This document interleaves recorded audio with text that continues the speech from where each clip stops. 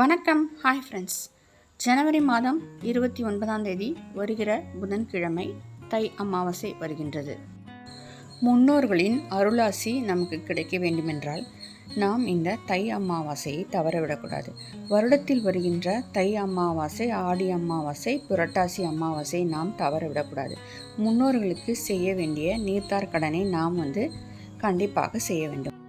இந்த தை அமாவாசை திதி 28 இரவு 8:10 தொடங்கி மறுநாள் 29ஆம் தேதி இரவு 7:20க்கு முடிவடைகிறது. ஆண்கள் தான் தர்ப்பணம் கொடுக்க வேண்டும், பெண்கள் கொடுக்கக்கூடாது. பெண்கள் படையல் போட்டு காக்கைக்கு வைத்து வணங்க வேண்டும். ஆறு, கடல் போன்ற நீர்நிலைகள் தான் தர்ப்பணம் செய்ய வேண்டும், அல்லது அருகில் இருக்கும் கோவிலுக்கும் செல்லலாம்.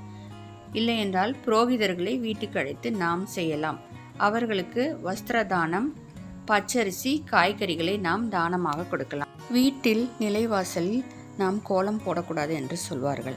பிறகு நாம் பாகற்காய், பிரண்டை, வாழைக்காய் சமைத்து படையல் போட்டு காக்கைக்கு கண்டிப்பாக உணவளித்து விட்டு பிறகு ஏழைகளுக்கும் நாம் உணவளித்து விட்டு பிறகுதான் நாம் சாப்பிட வேண்டும் என்று சொல்வார்கள். இந்த உத்தராயண தை அமாவாசை சூரியனும் சந்திரனும் ஒரே நேர்கோட்டில் இருக்கும் என்று சொல்வார்கள். முன்னோர்களுக்காக செய்யும் இந்த பூஜையை நாம் கண்டிப்பாக செய்ய வேண்டும்.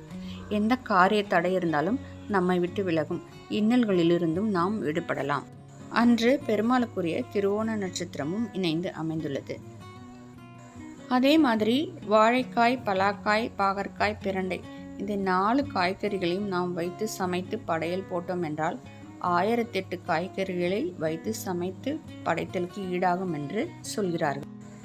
நமக்கு எது கிடைக்கிறதோ வைத்து சமைத்து படையல் போட்டு காக்கைக்கு வைத்து பிறகு நாம் எடுத்துக்கொள்ளலாம்.